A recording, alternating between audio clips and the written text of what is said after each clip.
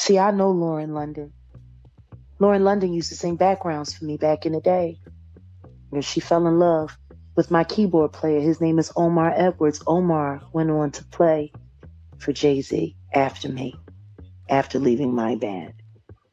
Omar Edwards got Lauren London on to American Idol, which put her in position to meet Nipsey, and then she dumped Omar, who loved her madly, for Nipsey out of nowhere. Jaguar Wright has been saying for years that Lauren London was sent into Nipsey Hussle's life the same way Faith Evans was connected to Biggie, and that claim is back in the spotlight again now. She's not the only one tossing out questions about Nipsey's tragic passing, and the chatter is getting louder by the day. Word on the street is that 50 Cent's recent documentary has people talking heavy because he allegedly hints at behind-the-scenes tension involving Nipsey's longtime girlfriend and the mother of his child, Lauren London, stated as fact. But viewers say the clues are there, and social media has been running wild trying to connect the dots. And to be clear, 50 Cent isn't the first name tied to these rumors. Jaguar Wright and Whack 100 have both publicly brought up Lauren's name before, questioning why her name keeps circling bigger industry controversies. Some are also pointing out that Lauren London's name has been mentioned in online discussions connected to the P. Diddy case, yet that angle doesn't get much public attention. Whack 100 has also claimed that Lauren and Cassie were close at one point, and he questioned why Nipsey, after 5 years together, never proposed or spoke openly about marriage. These are opinions and speculation, not proven facts, but they've fueled non-stop debate.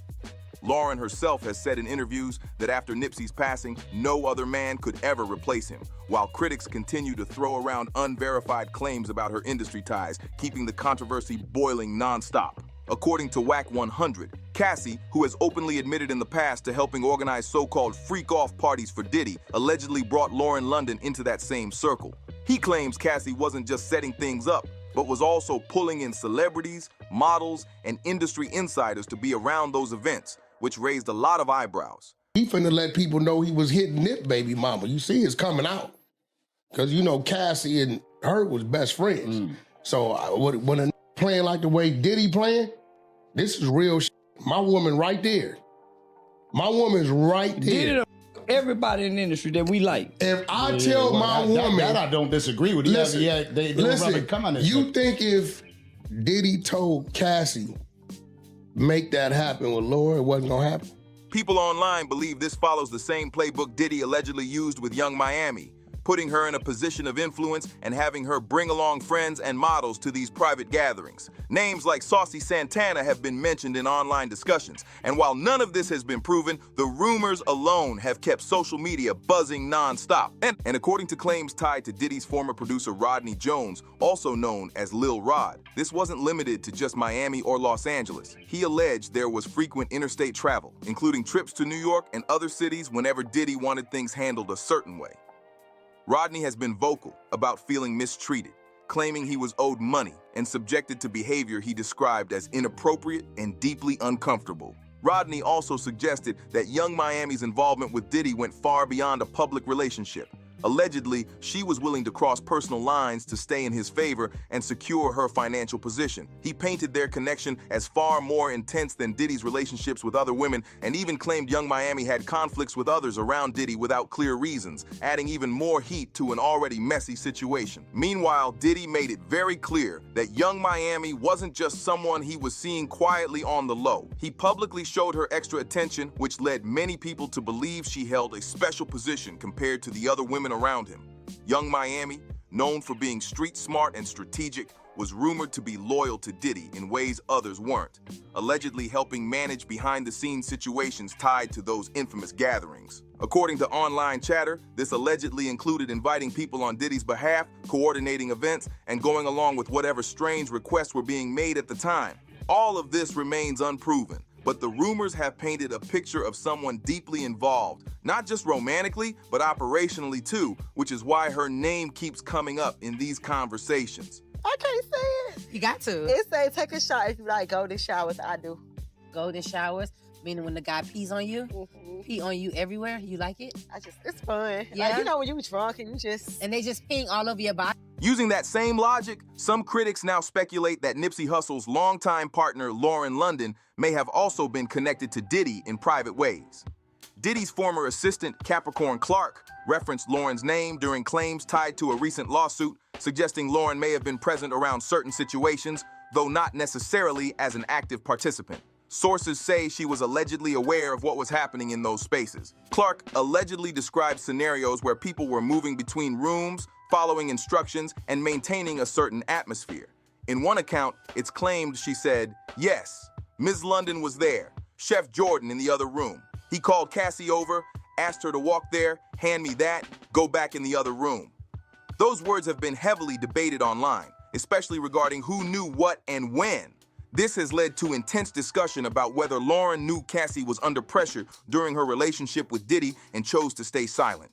None of this has been proven, but it continues to fuel speculation. All of this aside, many people still question why Nipsey continued business ties connected to Diddy's circle when he was talented enough to stand strong on his own, making the entire situation feel even more complicated and unsettling.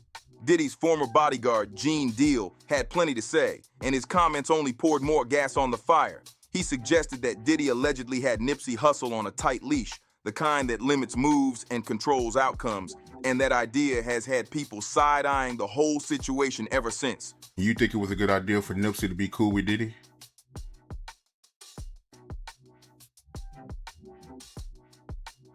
I really can't speak on what and the reason why that man would, when he was already doing a great job himself with the team that he had. But somebody convinced him that that would be a good look for him. But, no disrespect, he got what he asked for. Rumors started flying that when Nipsey began pulling away, trying to free himself from that grip after Victory Lap shook the culture, things took a dark turn. What really does make sense is that Diddy has had a long career of using to trap into making them do what he wants to do or using them to move them out the way. How is Faith Evans any different than Lauren London? How?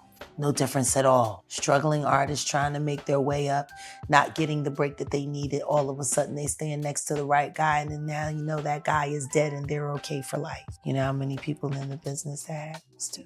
Let's look at Khalees. Some believe the moment Nipsey tried to move independently was when his life was suddenly put into question, at least according to industry whispers that still won't die down.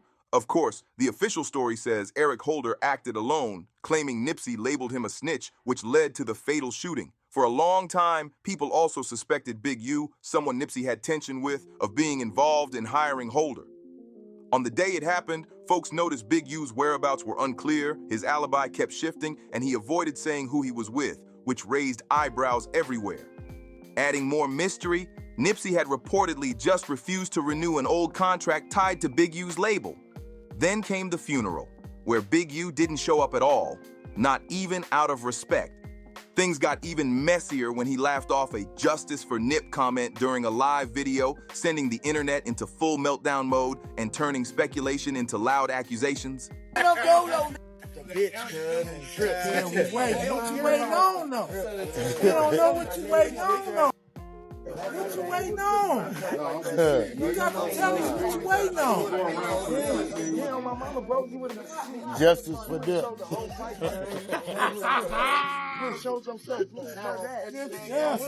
Hey, yo, Corey would have been there like, yeah. You know, my mama, bro, I swear to God, everybody that was doing this shit. You did. You did. Months later, Loose Cannon dropped a major bomb on the No Jumper podcast. He claimed Big U called him and told him Nipsey had been killed nearly 30 minutes before it supposedly happened. That clip spread fast, shook the streets, and Big U made it clear he was not happy about those claims at all, keeping the controversy burning hot. After that clip blew up, Big U reportedly sent Adam 22, the owner of the podcast, a cease and desist letter demanding the episode be taken down immediately. But for the record, the feds, when they did come, they only wanted one thing, and I feel like this will be of special interest to you. They wanted the cease and desist from Big U in regards to Loose Cannon's first appearance on No Jumper. in which Luce basically implicated Big U in the murder of the late great Nipsey Hussle. Oh wow, that's interesting. And did you give them the cease and desist? Yes, indeed. Okay, well there you have. That legal move only made people more suspicious because once lawyers get involved, the streets start asking even louder questions. Then Charleston White jumped into the mix and claimed he knew exactly why a hit was allegedly placed on Nipsey. According to him, Nip stopped paying his dues to Big U, and that's when things supposedly went left. This version of events has been floating around for a while, but it keeps resurfacing with new voices backing it up.